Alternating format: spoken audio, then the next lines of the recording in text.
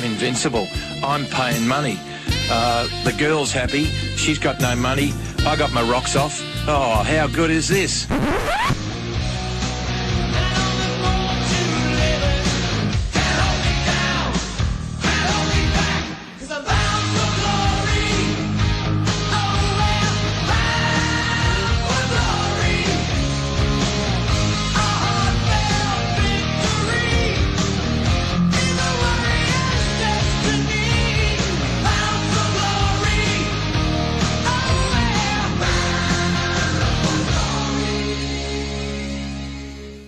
Good morning, everyone. You're listening to Bound for Glory on SYN 90.7 FM.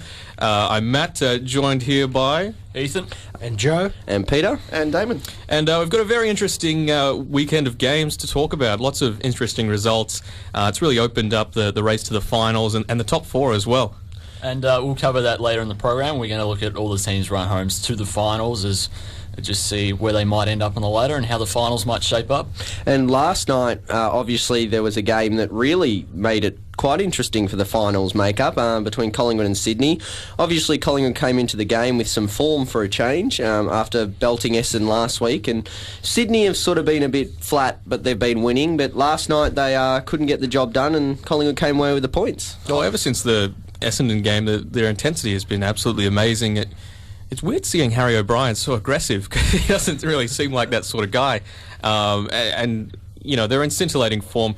Sydney's pressure is something that they really pride themselves on, and Collingwood really showed them up for it.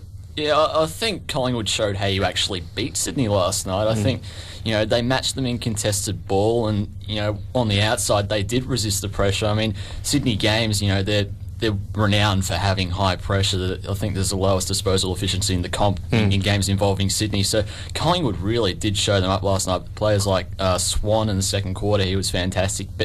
Pendlebury had 16 in the third quarter. He was near 100% efficiency as well in that third quarter. At 100% efficiency, so they were fantastic. As well as, you know, Dane Beams, Luke Ball, Steele Sidebottom, I thought was pretty much their best player with only 23 disposals. And, yeah.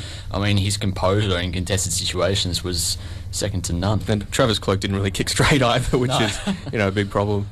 Kurt Tipper kicked 6 goals. Was that a good or a bad thing? They are becoming a bit Tippett centric, yeah.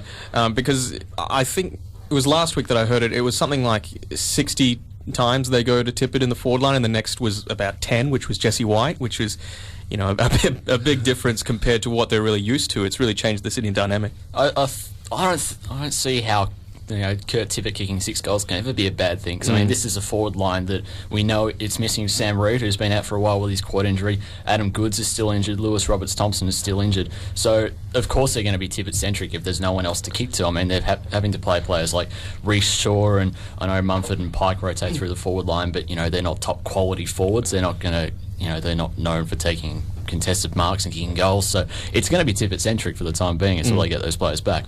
And one interesting thing that I found with the game was the fact that they sent McCaffer to Kieran Jack, who is one of the most informed players of the competition the last month or so, particularly. Shut him down after quarter time too. And I thought he deserves as much credit as some of the other guys, because that's a real hard job to do, and he did fantastic work. Yeah, and it's really Sydney's ability to just keep running and running and running. Their defensive running is absolutely phenomenal, and Collingwood matched them for that. And it really showed that, you know, Sydney are beatable.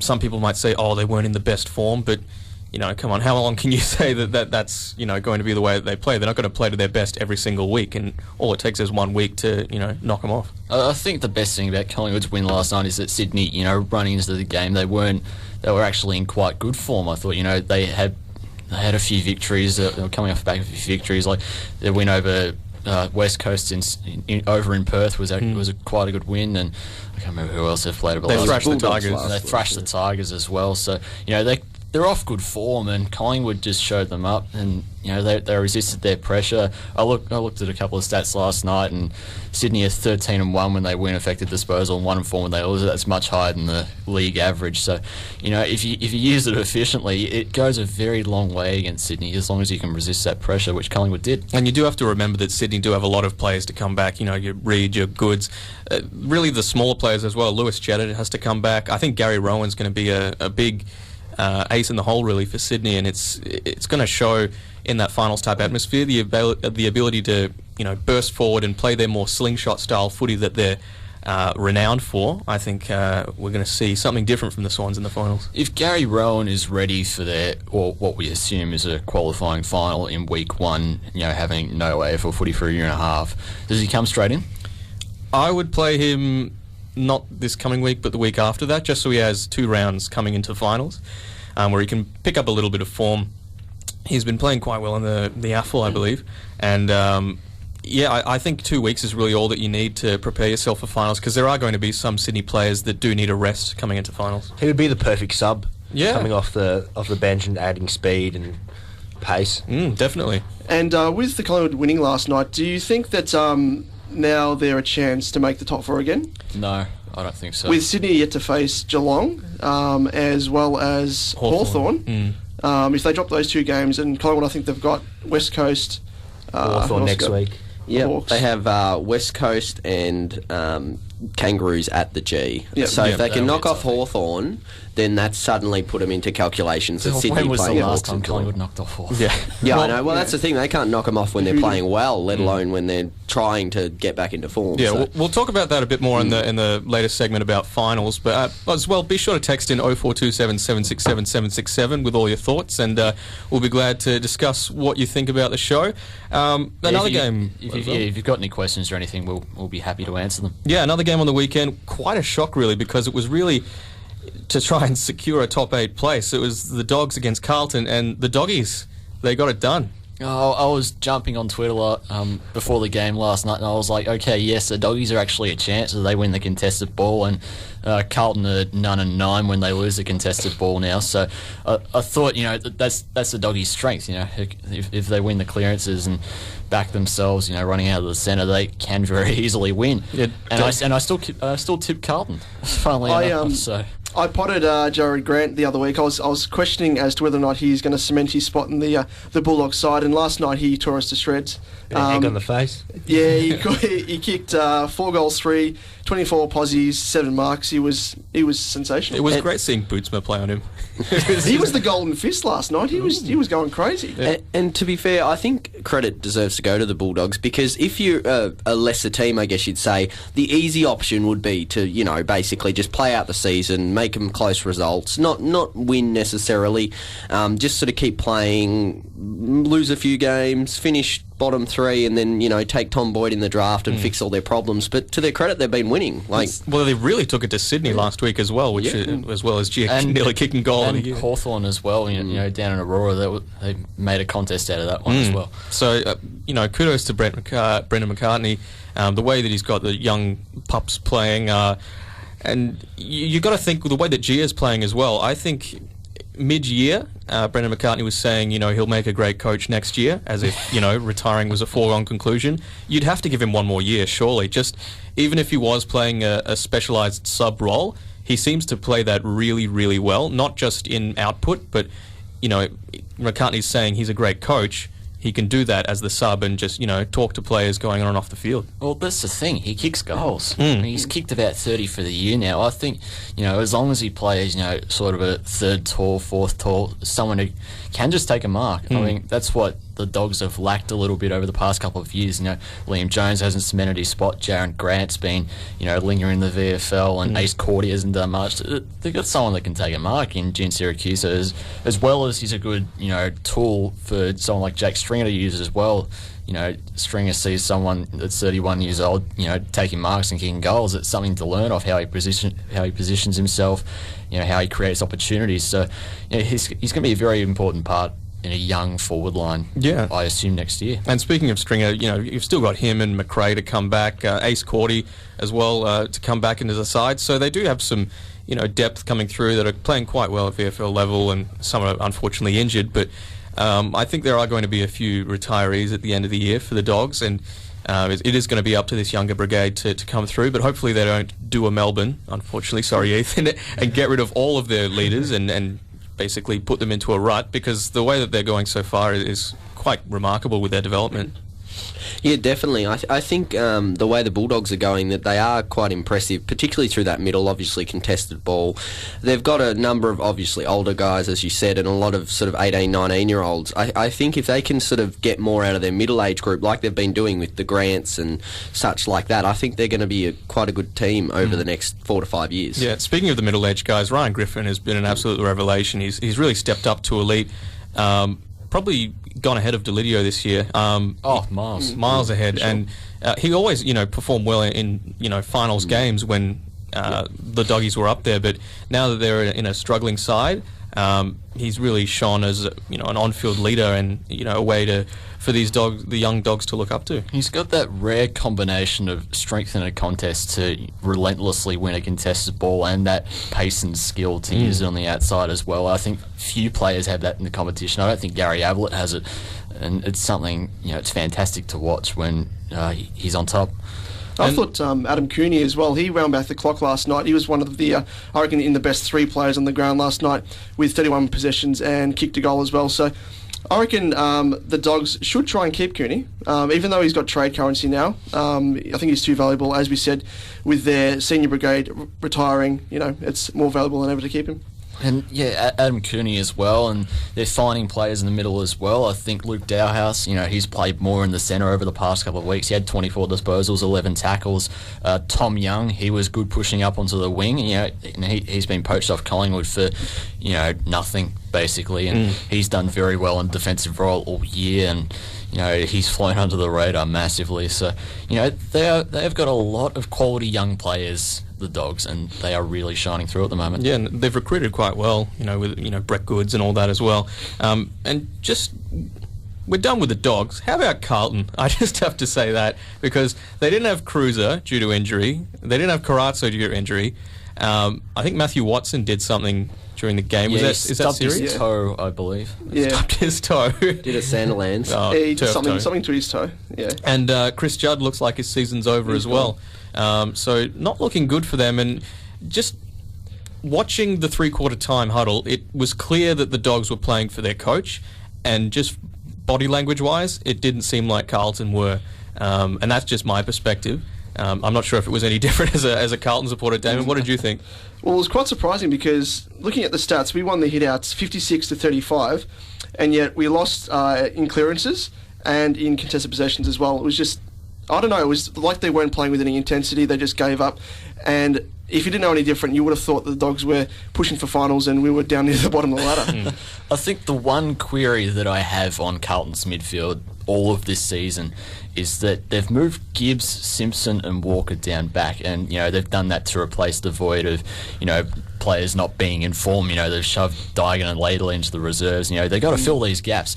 They take Gibbs, Simpson and Walker out of the midfield. I think Walker's, he's played forward and back, but I think, his home is the midfield. I think, that's where he should shine the most if he gets 20 disposals of the game.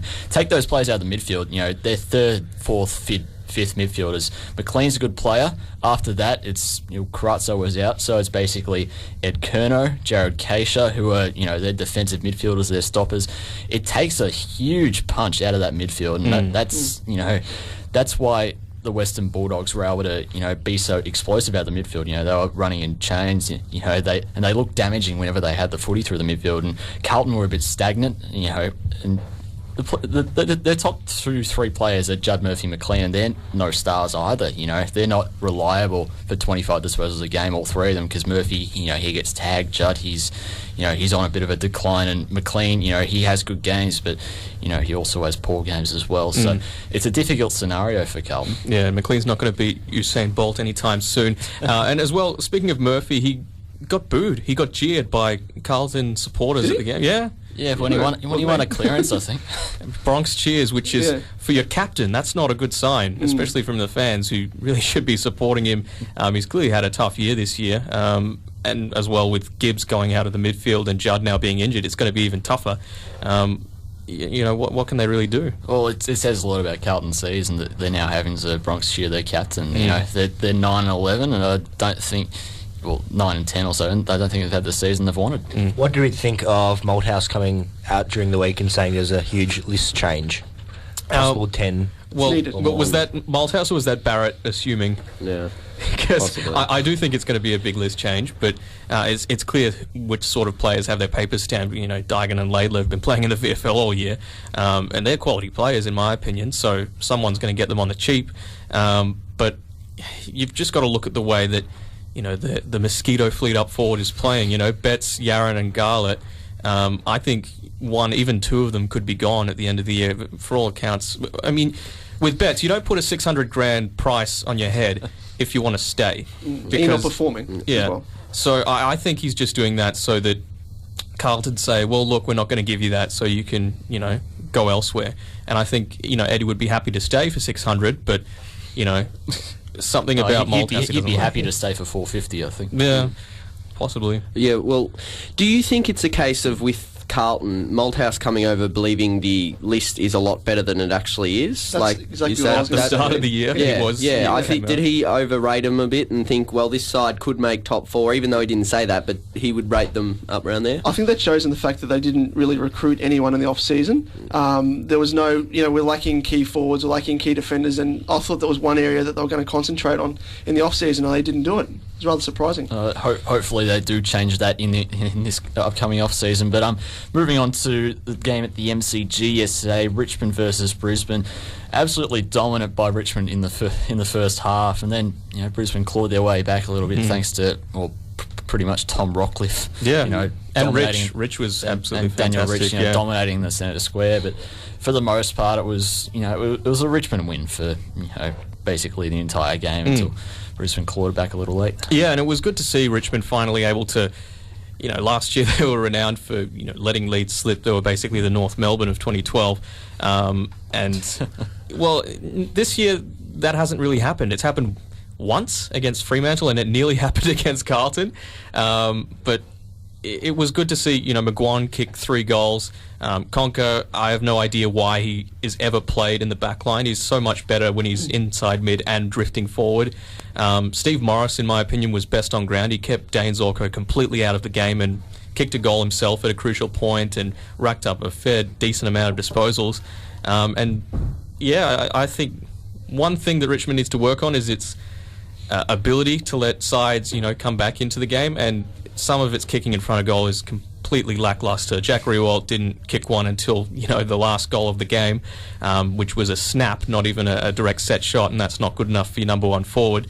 And Trent Cotchin missed some sodas, as did Tyrone Vickery, so not good enough in that opinion. Well, still on that, Jack Riewoldt, you know, he had about 9-10 score involvements. He had 4 goal assists. He did his job. He created goals. So. Yeah, but you don't miss, you know, 30 metres dead in front as a number one key forward, 2-time Coleman medalist. Nonetheless, he got involved, and, you know, every player has their day where, you know, they can't kick a goal to save their life, and unfortunately that was the day for Jack Riewoldt. But credit to him, he still got involved in other ways. You know, he was, you know, that second or third last player in the chain creating a chance. So, you know, it was a good game from him, and I think it does say a lot about Richmond that it was basically a 2-quarter performance, and they still won relatively comfortably. I think, you know, in previous years that is unheard of for the Tigers.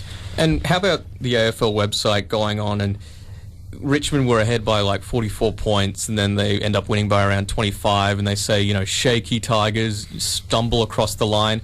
And down at Cardinia Park, Geelong leading by 70, win by 25, Cats cruise past, you know, teetering Port. Come on. You're tragic about this, aren't you?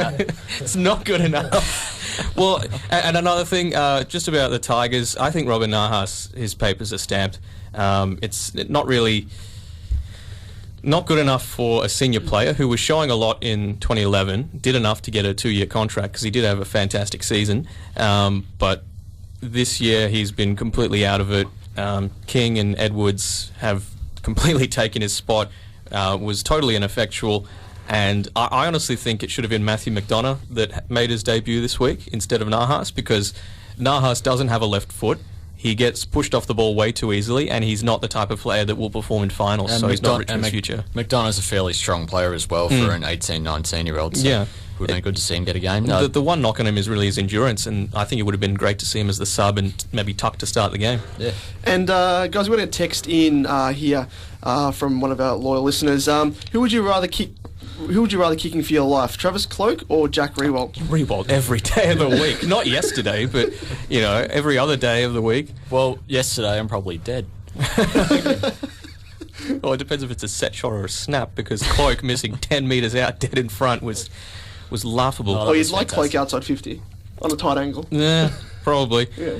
And as well, Richmond, we're going to discuss it later in the finals segment, but we were speaking about Collingwood as a top 4 chance. I think Richmond's a little bit of a smoky as well, just depending on results as well. But we're just going to go quickly to some SYN messages. Be sure to text in 0427 767 767, and we'll be back. Panorama, giving you both sides of every story. Religion does not have any evidence backing it up. It is being used in politics to the detriment of many people in society. We're a lobby group representing our supporters, members of the Christian constituency, seeking to have Christian values influencing and informing public policy in Australia. Panorama, 4:30 weekdays on SYN. Oh, love, I heard the best show on the radio the other day. Oh, really, Giles? What was it called? In Joke. In Yeah, Joke? on SYN. Oh, what time was it on, Giles? 5 p.m. to 6 p.m, if I recall correctly. Oh, sounds good, Giles. Oh, love it. No, it was fantastic. They had all these interviews and segments, and, they had this one little bit at the start with a bit of a dithery old couple. Oh, really, Giles? We should give it a listen. No, we should, love. I reckon it'll be a hoot. All right, Giles. Want a cup of tea? No, yeah, I would love one, actually. You're back and Bound for Glory on SYN with myself, Matt, Ethan, Peter, Joe and Damon. Going to talk about the other games that were played this week so far. Geelong and Port Adelaide. As I mentioned before, it was really a one-sided affair, up by 70-odd points, the Cats, but Port really clawed their way back, or it was more the case of, probably the Cats taking their foot off the pedal. Selwood, fantastic again, ducked his head a few times, but he was, sensational. 4 goals 3 or 4 goals 2, I believe. 4 goals 2, I think. Yeah, and best on ground performance easily, as well as Angus Monfries kicking 7 goals straight, which was quite good. None of them the leg break like in the showdown, but impressive performance by him as well. Quality goals nonetheless. He joins the David Hale and Russell Robertson club to kick 7 at Cardinia Park. But Joel Selwood, he's done that a lot over the past month, 6 weeks or so. He's renowned for winning contested ball, probably one of the most fearsome contested ball players in the league, and now he's starting to kick goals. It's not something he used to do in the past, and if he is kicking a goal a game like he is this year, he has another weapon. He does hit the scoreboard, and so many Cats can do that, and Joel Selwood wasn't really one of them in the past. So, if he does that in the finals, if he's having 25 disposals and 2 goals in any final, that's huge for Geelong. He's built for finals football, really, Joel Selwood. And it shows with the success that the Cats have had while he's been at the club, even when he was a baby, when he got to 2007 premiership. One thing that is a bit of a worry about the Cats, Tom Hawkins, Chris Scott and Cameron Mooney as well after the game were quite annoyed with the way that some of the Cats fans were, Bronx cheering him just with the way that he was playing. And you can clearly see that he's carrying something, because the commentators highlighted that there was a ball where, Hawkins was running at it and he literally could not bend down to reach for it, and something about if you did, you would slip a disc or something like that in your back. So it's a bit of a worry that he's carrying this so close into finals. Do you think it's worth resting Hawkins in the lead-up, or do you think, you may as well play him? Well, I think one thing that I think Chris Scott has said throughout the year, it's not an injury that gets particularly better with a rest. It's a disc problem in his lower back, and it's not something that, you can just take a week off and it will suddenly be, up to 90%. And, I think the best thing for Geelong is that, he keeps playing. Obviously, he's affected by it, but it's not, it's not becoming life-threatening or anything. It's not getting worse. So I think, if he's going to kick 2-3 goals a game, even with an injured back, I think that's all right. It's going to be very dangerous coming finals time, first final, if he can't bend down. Well, I think he's going to take that risk in a final. Probably not when he's, miles up against Port Adelaide in something that doesn't really matter. But if you were the supporting cast for Geelong, played quite well as well. James Kelly is in some good form again, as well as Geelong's small forward fleet of Motlop and Christensen. they're really getting into some decent. Varco's come back and he's made a bit of an impact as well. Bartel was a bit quieter than normal, with Mudfreeze kicking 7 on him as well. So, what do you think about Bartel's move down back? Do you think it's something that they needed? Like, he's keeping Josh Hunt out of the side, basically.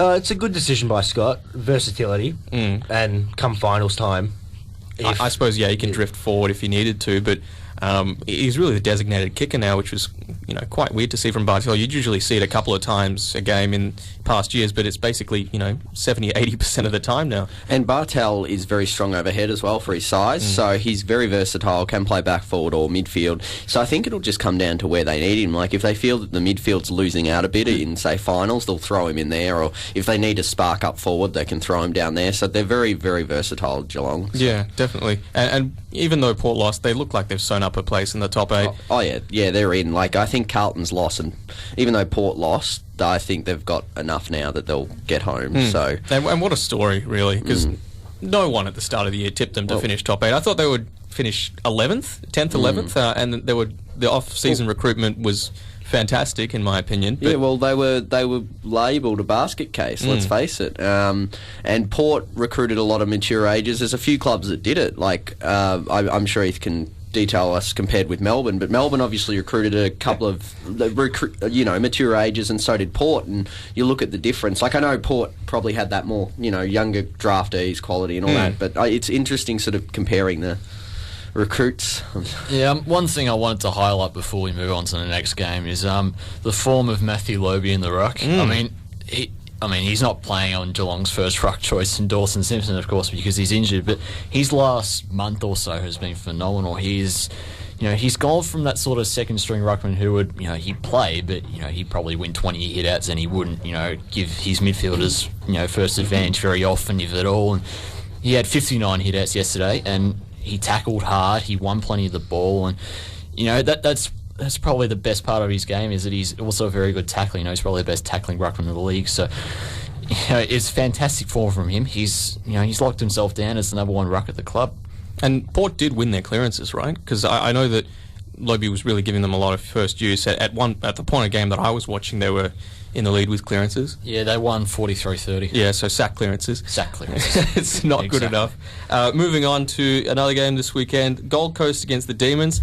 Was very close for a good portion of the game, especially with our man Gary Ablett not playing very well. Very subpar game for him. He copped a bit of a niggle, did he? Yeah, he copped a lot of attention from Geordie McKenzie. Geordie McKenzie. A bit from Colin Gallen that was noted at quarter time, half time. There was a little hold off the ball where Gallen went straight to Ablett. Tried to shove him out of the way and had the back of his head to the ball basically. But they kept him out of it, and credits to Gold Coast. They had David Swallow step up in the midfield.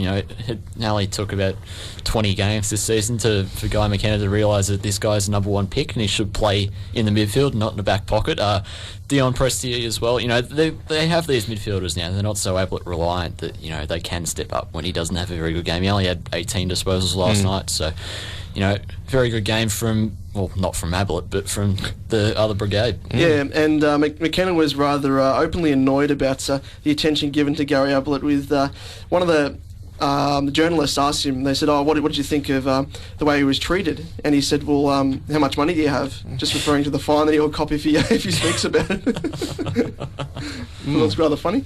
Just reading a text here that we just got in, just asking, when was the last time Ablett had below 20 disposals? Kindergarten? Well, probably close enough.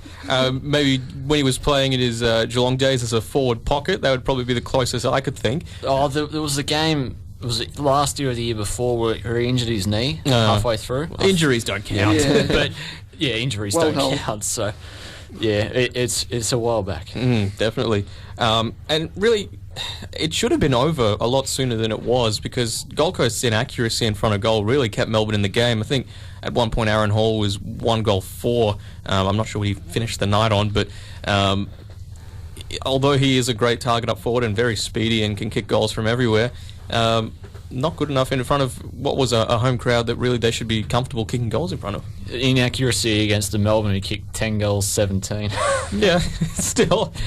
And in saying that, how good was Jack Watts' goal from outside 50? That was quite good. It just sort of bent straight back. He got it perfect. He's clearly got talent. Yeah, It's just how to harness the talent. like it was fantastic. One of the best goals. Like he's obviously kicked, but yeah, he really stood up. So What do we think about Melbourne? In what regard? 2014. Are they going to push up the ladder, or is it going to be another? Oh, a little bit. A little bit. I mean, it depends what coach they get for starters, because the way that they prepare over the preseason is going to be a big factor in their performances next year. You can clearly see, is like with over at Port Adelaide with Ken Hinkley, how quickly they've turned their fortune around, and that's very possible even at Melbourne.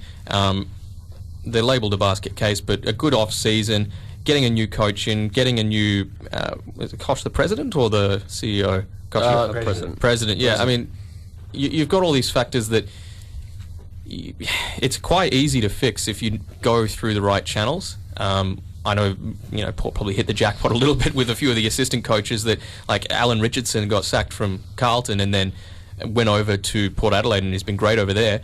But I think it's quite possible that they could make a decent rise up the ladder, maybe like 13th or so. I think the difference between Port Adelaide and Melbourne is that Port Adelaide already had, this young or embryonic midfield in a way that, they had Boak, who was good, they had Gray, they had Wingard, they had Brad Ebert, they had these players. You look at Melbourne, they've got Nathan Jones, who is, he's their best player every week, more or less. They got Jack Viney, who played well last night, beat Nathan Jones in the clearances. It's probably the first time it's happened all year. Jack Grimes, he plays a bit of midfield. He also plays a bit of half-back. He really needs to establish where he plays. Colin Sylvia, he plays when he wants to. And, from there, it drops away a little bit. There's no Jimmy Toumpas, breaking into the side and getting 20 disposals. There's no Shannon Burns. He was okay last night. He hasn't had a great season. These younger players that Port Adelaide and the Western Bulldogs have that are backing themselves every week. They're not really developing for Melbourne. It'll be interesting to see if they do next year, but for the moment they aren't. And just to answer to the SMS's question about when Ablett had below 20 disposals, it was back when he was playing at Geelong, 2010. Round 16 against Adelaide, he had 19 posies. Oh, there you go. Horrible game. horrible run there.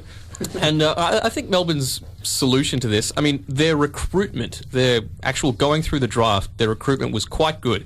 They got Dean Turlick and Matt Jones, who seem like very serviceable players, and they're the types of people that you need to get into your club because they're going to try their guts out every single week, and it really sets the tone for the younger players. Their trading, not so good, but if they could do the same sort of recruitment and maybe a bit better trading this year, I think there's going to be a few players through free agency that are going to be reasonable pickups that I think Melbourne could really snap their hands on. I think Mark Neal was playing with fire on the trade week last year, but Dean Turlick, he'll probably I think he's a smoky, honestly, for top 5 and the best and fairest. He adds another element of composure down back. He's a reliable kick, and he also is fairly good one-on-one. And Matt Jones is he's good outside play. He runs hard and he's got good disposals. So as long as they get these players in, they were identified as talents that could break into AFL, and they have. And you've got Jesse Hogan that's going to come in. Yeah. Playing very, very well in the VFL. Moving on, though, Hawthorn and St Kilda on Friday night. What a horrible Friday night game, I have to say. The flattest game in 5 years. Yeah, I'm sure they didn't. The fixturing didn't expect that at the start of the year, just for Saints to fall off as hard as they did. But surely you could find a better fixture than that for a Friday night game. Well, I don't think the Saints will get another Friday night game for a few years now. If on their dash. Well, they played Richmond earlier in the year as well, and they had more Friday night games than Richmond. That's ridiculous. But the world hates you. I know, it does. But you've got to admire some of St Kilda because Jack Stephen, phenomenal again. And really... Poor Rewalt as well. Yeah, poor Rewalt. He tried his guts out. And you're not going to be able to do much when half of your key defensive units are decimated with injury and that sort of thing. And Roughhead is in spectacular form, kicking 5 goals. So he's tied with the Coleman lead for the Coleman with Josh Kennedy, although Kennedy has a game in hand. So it looks like it's going to be a shootout between those two. Possibly Cameron as a smoky, but probably Kennedy's going to win that. But Hawthorn really cementing themselves as a number one, with the minor premiership at the end of the year, and it looks like they're not going to be challenged with that because they had a decent percentage boost as well. And the game was rather boring, as we said, and I got a text in from someone named Bruce. He says, if only Cyril could have lit up the match. Sounds familiar, that guy. Well, Cyril, he's so inconsistent. At the start of the year, he really started to deliver on the hype that, commentators and Hawthorn supporters put around him, and, neutral fans were like, oh, yeah, it's more of the same. But he actually was playing really, really, really good football. But he's back to same old Cyril now and inconsistent. Would you rather have Cyril or Wingard in your team? Wingard. Yeah, Wingard. I think, honestly, Hawthorn have rushed him back from his hamstring. Yeah, a little bit. I think, the form that he showed at the start of the year, I think, reaffirmed that he is a top-quality footballer. He is, probably one of the best 20 footballers in the competition. But, the form that he showed on the way back, he's getting, 10 disposals a game. He's not hitting the scoreboard. I don't think his tackling intensity is as high as it was in those first 5 weeks. I think he's still hampered by that. I think they have rushed him back. Obviously, it's good to gain a bit of match fitness. I mean, of course you want him as fit as possible coming into the finals, but not if he's going to, be a bit of a liability at the moment. Because he can't go at full pelt if he's scared about pinging his hamstring, which seems to be he was going at full pelt when he did ping his hamstring, and it didn't look very good. So, it's important that Hawthorn, get him back fully fit for finals, because he's probably their second or third most important player when he's on song. But not if he's playing like this. And something I think which is disappointing that is creeping into his game is I think he's becoming a dirty player. Have you guys noticed the chicken wing tactic that he's been using? He used it on Friday night. I don't know who he tackled, but he grabbed their arm and slung them to the ground, which I thought was rather dangerous. And I think he did it the other week as well. I can't remember who it was against, but it's becoming a common theme. It's just the type of tackle he does. He's always been a great tackler, but now you don't need that part of your game, wrenching someone's shoulder back, arm back behind to possibly injure their shoulder, or you can't protect yourself. You can't brace yourself as you're falling into the ground, which is, not good. I'm sure it's, the dirty football that Hawthorns play, unsociable football, sorry. But, yeah, it's not a good image to look at. Might be modelling his game off Chris Judd. I was about to say that. But, I mean, would you say Hawthorn are the premiership favourites? Oh, they've got to be. They're top of the ladder, and their form's fantastic. They've got a very lethal forward line.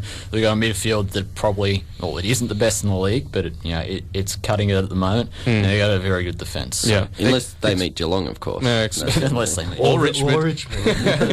But they're a bit exposed for pace in the midfield, but St Kilda aren't the team to exploit that. So it'll be interesting to see what a really quick midfield can do against the Hawks. I think quickly on St Kilda, I think, their first quarter, the intensity they showed, I think suggested that they have got a bright future. Jack Stephen won plenty of contested ball, and they overwhelmed them in the contested ball. And this is a midfield with Brad Sewell, Sam Mitchell, Jordan Lewis. It's a very talented and experienced midfield. So after that it dropped away. Hayes, Stephen, Armitage, and Ray basically dropped off. And after that, it's a bunch of 20-year-olds who haven't played much footy, like your man Josh Saunders. Yes. But he played all right, actually. In the first quarter, his second goal of the game, dodge and run goal. That was pretty good. Who did play all right in the first quarter, but once that sort of midfield was exposed in the second quarter, they really did drop off. But otherwise, it was very bright that first quarter. They tackled hard, and they fought for the footy. And I think even with as long an injury list as they have, as long as they show over the next few weeks, I think it's something very good to lead into for next year. And we're just going to go quickly to some SYN messages. Be sure to text in 0427 767 767, and we're going to be talking about the finals and basically the run into them when we get back. Panorama, giving you both sides of every story. Religion does not have any evidence backing it up. It is being used in politics to the detriment of many people in society. We're a lobby group representing our supporters, members of the Christian constituency, seeking to have Christian values influencing and informing public policy in Australia. Panorama, 4:30 weekdays on SYN. With a 24-hour news cycle, politics can at times be a little hard to keep up with. Prime Minister Kevin Rudd will today detail billions of dollars in When Ed savings. Husic was sworn in as Parliamentary Secretary to the Prime Minister and for broadband on Monday. As you would probably be aware by now, Kevin Rudd has been Party members elected believe as that leader Kevin of the Rudd Federal might be able to Parliamentary secure a Labor win. Party. Throughout Season 3, Brodie Carmody and myself, Matilda Morazzi, will be here with Future Politicians, bringing you all the political developments and policies which are going to be important to your future. Tune in every Saturday afternoon from 3:30 to 4:30 p.m. Future Politicians, tomorrow's Politicians today on SYN. You're back on SYN with Bound for Glory. Going to be talking a bit about the finals now and basically the run home, ladder positions at this point in time. We've obviously still got a few games left this round, but it shouldn't really change it that much. Starting at the top with the Hawks, as we said, they are the flag favourites at the moment. Buddy to come back, Birchall to come back, possibly even Schoenmakers in the finals, which would be a very interesting prospect because Brian Lakers... Schoenmakers wouldn't come back from his ACL, would he? I think he's really close to coming back. I think it's right on the edge of it. Yeah. And with the way that Brian Lake's been playing, obviously he can take the number one defender. Gibson's playing quite well. Schoenmakers could take the third tall, and I think he's very capable of that. That's going to be dangerous. And then Stratton playing fourth. Yeah. That's a very good backline. Definitely. It is a very, very good backline. But they've got Collingwood, who they probably should beat next week, and then North Melbourne and Sydney, who are... I'd rate them as iffy games. I wouldn't rate them 50-50 because I think, Hawthorn are going favourites for both. But, they're games that they could potentially drop. So, they're on 16 wins at the moment. Very good chance to bump that up to 19. But, if they're on 17 or 18 at the end of the year, I won't be surprised. All of their opponents really have a lot to play for. That's the big thing. And it's going to be really good preparation for the Hawks because that's the finals type atmosphere that they're going to, be happy to prepare for. Obviously, with Collingwood chasing a top 4 spot, North Melbourne chasing a top 8 spot, and Sydney trying to not fall out of the top 4. So it's really going to be interesting to see how they perform in the few weeks. Is Buddy going to be out next week or the few weeks after? Against Collingwood, ooh. Yeah, because he's the one that always tears Collingwood to shreds. So I think maybe they were resting him just to be sure. Damn. well, you don't need to risk Buddy against St Kilda to be fair. He's the one that always tears Collingwood to shreds. So if he was out, I think that suddenly starts to swing it a little bit more in Collingwood's favour, especially if Gunston's injured. So Hawthorn do better without Buddy. That's true, but statistically proven. They do, but maybe against Collingwood it's an exception to the rule. Just got a text in from someone asking if Fremantle can win the flag. From Ross, this text. Well, thank you for listening in, Ross. I'm sure you're a great coach if you ever had a chance to have a swing at it. But Fremantle, we're on the ladder now. They're fourth. So yeah, I think they could. I think they've really got a chance to play in a home final. Just run off the games that they've got left for the season. They've got GWS today. They've got Melbourne next week. That's at the MCG. So that's their only interstate trip as well. And then they got Port Adelaide and St Kilda at home. So that's 4 wins. Yeah, that's 4 wins. And Pavlich comes back this week as well against GWS. So I expect him to tear them a new one. Yeah. So they win all those. They finish on 70 points for the year, which I think locks in a top 2 spot. Because Geelong, Sydney, Hawthorn pretty much play each other, apart from Geelong, Hawthorn, obviously, but the others play each other, and one of them's got to lose. So I think Fremantle are a really good chance to finish that top 2 home final. Well, 2 home finals then if they win the qualifying, and all of a sudden you're in the grand final. So I think I really want to see Fremantle win the flag if Richmond. I really don't. But I would love to see it. They haven't won one yet. You got to be in the top 4 to win the flag, though. I really want to see him drop out by a goal again. That would be fantastic. That would be awful. Come on, give them one, then they can just be St Kilda. I would, but Ross Lyon. Yeah, Ross Lyon. But Geelong's obviously sitting second at the moment, thanks to Collingwood knocking off Sydney. So obviously Geelong are always that sort of team that can do anything. At their best, they can beat anyone. They've got that switch that they can flick, that they can just steamroll 10 goals in a row, looking great, and so much depth as well. But can they go all the way this year? I think they can, but there's still those sort of question marks. I think if they meet Hawthorn, they can, but the other teams might just have their measure. I think they haven't had the dream run with injuries that they've had in previous years. Obviously, Hawkins isn't right. The ruck stocks are not a good situation at the moment. Well, they got Dawson Simpson on the long-term injury list now, and Geelong were a much better contested side with him than without. Yeah, and is Chappie going to come back for finals? Oh, you'd hope so. Yeah, because he's a real X factor, and he's always a proven big game performer. He's a Norm Smith medalist. Yeah. That 2009 grand final was a fantastic game from him. So, I mean, again, it's like the case we mentioned earlier with Gary Rowan. If he's fit for the qualifying final, do you play him?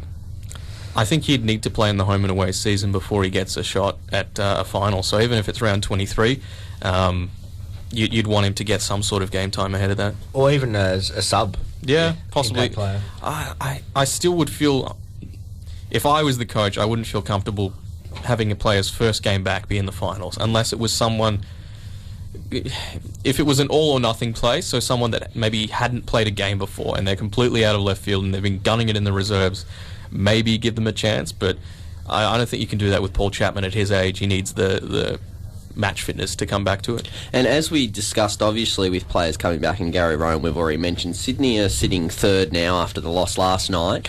Obviously, they've got the tough run home, as we've said. 2 out of the 3 games are real big danger games in Geelong and Hawthorn. Yep. So if they lose both of them, they could potentially drop out of the top 4.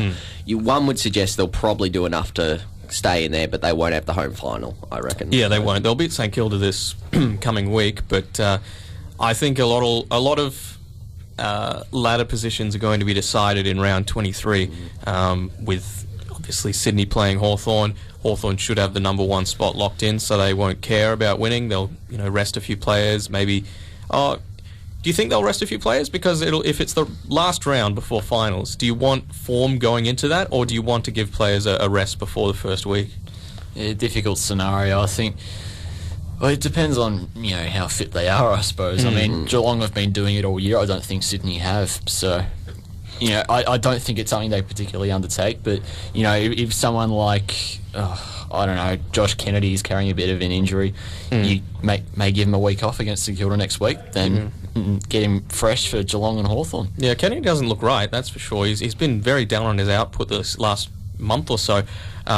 Moving on, though, to our 5th place person, because we already talked about Fremantle, Essendon. Are we even going to discuss Essendon? Maybe we should Essendon with an asterisk at the end. So, but there's 3 teams on 52 points at the moment: Essendon, Collingwood, and Richmond. If any of those teams, I mean, assuming Sydney drop their games against Geelong and Hawthorn, which is every chance to happen, those 3 teams, if one of those teams wins 3 games, then all of a sudden they've overtaken Sydney. They've closed their 10-point buffer. So, Essendon have got a tough draw. They've got West Coast today, they've got North, and they've got Carlton and Richmond. So their late season form in the past few years has been, poor. So every one of those games is a danger game. I don't think they can win all 3. Collingwood, they got Hawthorn, they'll probably lose, and then they got West Coast and North. So they need to win all 3 of those. But it's going to be a tough ask. And then Richmond, they got Carlton, GWS, and Essendon. So I think they're the best chance of doing it. Yes. And Richmond are now mathematically impossible to miss the 8. You were waiting for me to say Richmond are a top 4 chance. Well, they are. So it doesn't matter if you say it or not. Can you imagine Hawthorn, Richmond, first week of the finals? I would love that. That's that would be superb. That would be probably the one team that I really want to face in the finals, because the record recently against them has been phenomenal. Speaking of matchups, we've got a text in. If Collingwood make top 4 and face Hawthorn in the first final, Collingwood play on the Sunday, Hawks on the Friday the previous week.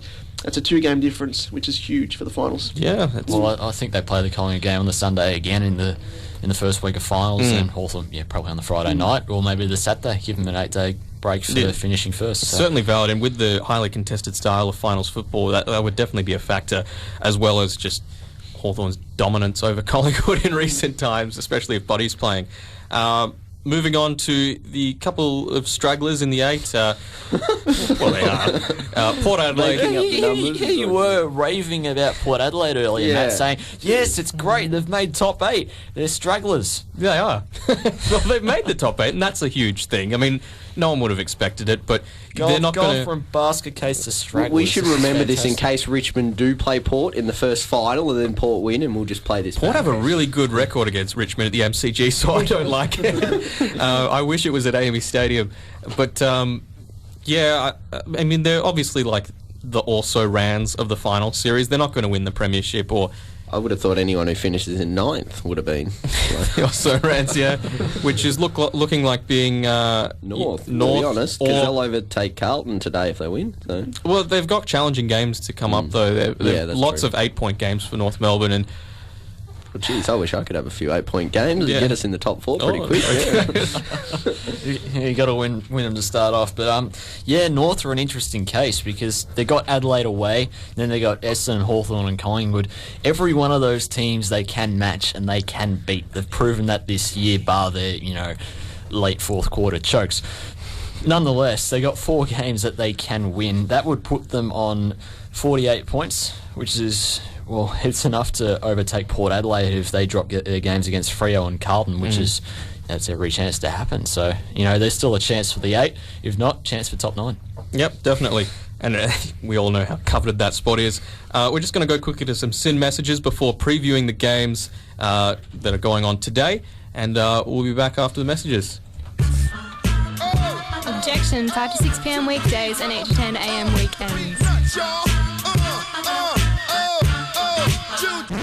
Hi, I'm Kieran, blankety blank.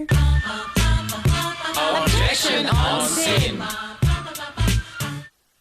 If you're after more food, more fashion, more news, more culture, and you want to come on a journey, then join me, Lana Wilson, on Journeys, Saturday afternoons from 3 o'clock only on SYN.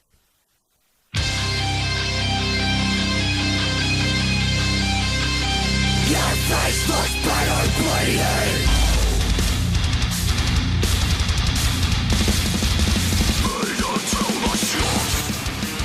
Mosh Pit on SYN, the place to get the best punk and metal going round. Thursday nights from 9 on SYN.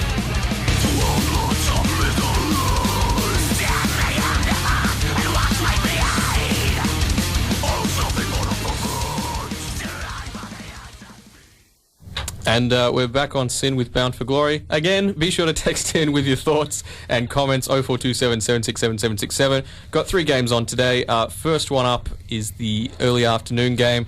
Is that the Essendon West Coast game, which is kind of... can West Coast make it still? I think West Coast will belt Essendon today. Really? That's my tip. Even I think in they Melbourne? will absolutely flatten them. Yep. Even in Melbourne? Yep. Because you can't tell me what's going on with the week. We saw them against Collingwood. I know Collingwood are a different team to West Coast, but this week I think we'll just have so much toll on them. I think we're going to see an absolute thrashing and West Coast will win. Well, we know Essendon's form late in the season has been very poor. The last 2 weeks, their the stats that they've shown over the past couple of weeks have been absolute contrast to what they've shown in the first 18 or so. So, it's a very different team. I think it's a very fatigued team. I don't think it's one that can still run out an entire season. It hasn't done that for a few years now. So I think, West Coast are a huge chance. I also think the fact, I know there's the whole will they lose their points surrounding and everything like that for Essendon. And while, Essendon coaches and all that try and stand up going, no, he won't, blah, blah, blah, blah, blah, we hope not. Stand by herd. Yeah, exactly. I think in the minds of the players, they would be doubting going, are we doing this for nothing? Like, are we seriously going to not play finals and all this? And even if they're told, no, it's going to be fine, I reckon subconsciously they'd be thinking, look, are we going to actually play it? Is it worth playing? Where West Coast, on the other hand, are going, look, we have to win. We have to make that 9th spot for this reason because we have that chance. So I think generally the players are a little bit more professional to understand that, this is a game. Nonetheless, it's a game that we have to, win at all costs. You don't go out when you're in 5th spot to lose. So, I mean, nonetheless, whether you might get your points stripped or not, I think, because if they don't, if they're thinking, okay, we might get our points stripped, it really does distract them in the event that they don't. So, there's still a chance for top 4. I think they'll keep that in mind and, they'll fight hard, but, they are fatiguing. I don't think they're doing as well as they should be. So I really do rate West Coast. Yep. Tips around the panel. I'm still going to go with Essendon. I think they're good enough. They don't have Nick Nat, the Eagles, so... I think the Essendon is going to dominate them in the ruck contests, even with Cox. So yeah, Essendon for me. I'm going to go Essendon by 5 points. I reckon Essendon 5 goals. Yeah, I reckon West Coast by over 5 goals comfortably. I've tipped the Bombers, but wouldn't be surprised if West Coast get up with their inclusions of Lacroix and Pritis and Maston as well. Yep. Second game is Adelaide North Melbourne, which is going to be a quite interesting game, especially with Adelaide coming off a showdown loss. It'll be interesting to see how they rebound from that and see if they can impact North Melbourne's chances of finishing in the top 9 this year. Ninth Melbourne is becoming a thing. Yes, anything to deflect off Richmond. But yeah, I mean, it's at Amy Stadium, so that doesn't have a roof. So if it rains, it's going to be tough for North Melbourne. North haven't won at Amy since 2003 as well. That is a very interesting stat. Is that against both Adelaide and Port Adelaide, or just Adelaide? Just Adelaide. Yeah. No, I would have thought they'd beaten Port. But yeah, not last year. Not last year. Not at all. But I'm definitely going to have to change my tip then. I'm probably going to change to Adelaide now. Yeah. Well, so you tipped North originally, did you? Yeah. Yeah, I think they're a real chance. I think they'll remember that Adelaide pipped them last time, and they're very good. They're a very good disposal side. I think Adelaide don't defend that as well. I think their defence isn't as good as it should be. So I think North are a very good chance, and I'll tip them by probably not much again. I've got a joker in on the text line. North have such a great record at Amy Stadium for 3 quarters. Which is very, very true.